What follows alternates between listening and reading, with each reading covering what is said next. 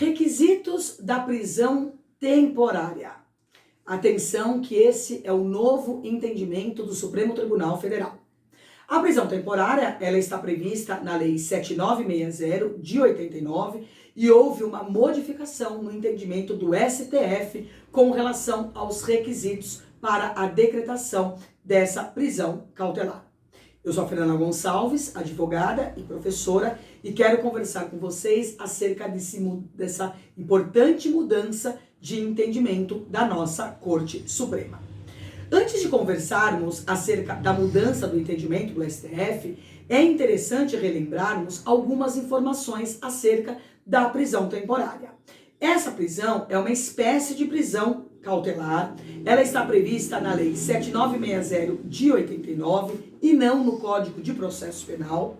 Somente pode ser decretada durante a fase de investigação criminal, portanto, antes da propositura da ação penal, e somente é cabível nos casos envolvendo determinados crimes mais graves previstos em lei, ou seja, não serão todos os crimes que autorizarão a decretação desta espécie de prisão. O artigo 1º da Lei 7.960 de 89 determina: caberá a prisão temporária. Inciso 1º, quando imprescindível para as investigações do inquérito policial. Inciso 2º, quando o indiciado não tiver residência fixa ou não fornecer elementos necessários ao esclarecimento de sua identidade. Inciso 3º, quando houver fundadas razões, de acordo com qualquer prova admitida na legislação penal, de autoria ou participação do indiciado nos seguintes crimes: alínea A, homicídio doloso; B, sequestro ou cárcere privado; C, roubo; D, extorsão; E, extorsão mediante sequestro; F, estupro; G, atentado violento ao pudor; H, rapto violento; I, epidemia com resultado morte; J, envenenamento de água potável ou substância alimentícia ou medicinal qualificado pela morte; L, quadrilha ou bando; M, genocídio em qualquer de suas formas típicas;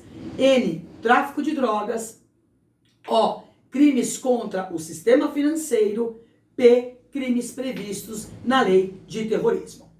Para a decretação da prisão temporária, a verificação das hipóteses previstas no inciso 3º, que é esse rol extenso de crime que eu acabei de ler para vocês, sempre foi necessária.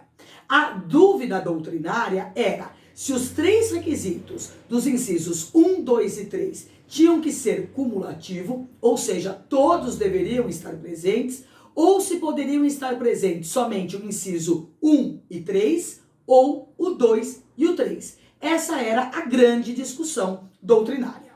Outra discussão que havia em torno desta espécie de prisão é se ela era ou não constitucional. O STF já declarou que ela é constitucional desde que siga os critérios fixados pela Corte. E, afinal, quais são esses critérios? O inciso 1º, que determina que caberá a prisão temporária quando imprescindível para as investigações do inquérito policial, foi declarado constitucional e não fere o princípio da presunção de inocência. Atenção, porque esse requisito não é uma autorização para a decretação da antiga prisão para a averiguação. Tem que ter uma estreita relação com as investigações. O inciso 2º prevê a decretação da prisão temporária quando o indiciado não tiver residência fixa ou não fornecer elementos necessários ao esclarecimento de sua identidade. O STF entendeu que é dispensável e que, se for interpretado isoladamente, esse inciso será considerado inconstitucional.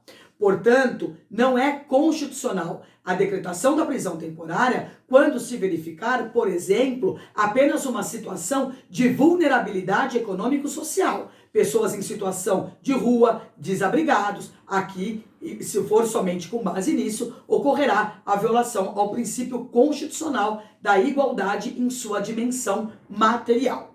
O STF incluiu um outro requisito para a decretação da prisão temporária. Tem que se observar o disposto no parágrafo 2º do artigo 312 do Código de Processo Penal, que determina: A decisão que decretar a prisão preventiva deve ser motivada e fundamentada em receio de perigo e existência concreta de fatos novos e contemporâneos que justifiquem a aplicação da medida adotada.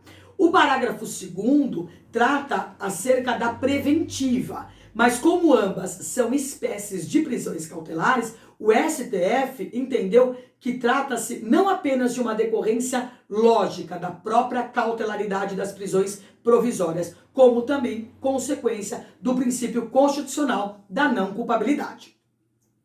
O STF entendeu ainda que a prisão temporária deve ser adequada à gravidade concreta do crime, às circunstâncias do fato e às condições pessoais do indiciado, nos termos do artigo 282, inciso 2º do Código de Processo Penal.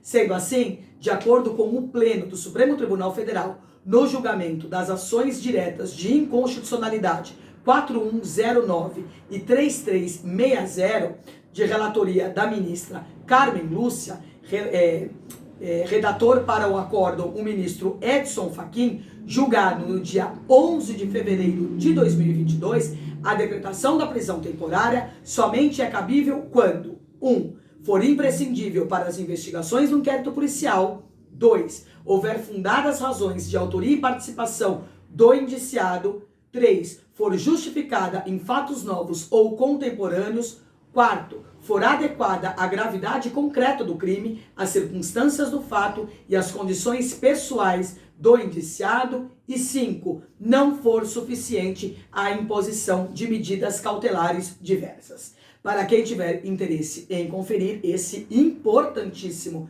tema, basta fazer a leitura do informativo 1043 do STF.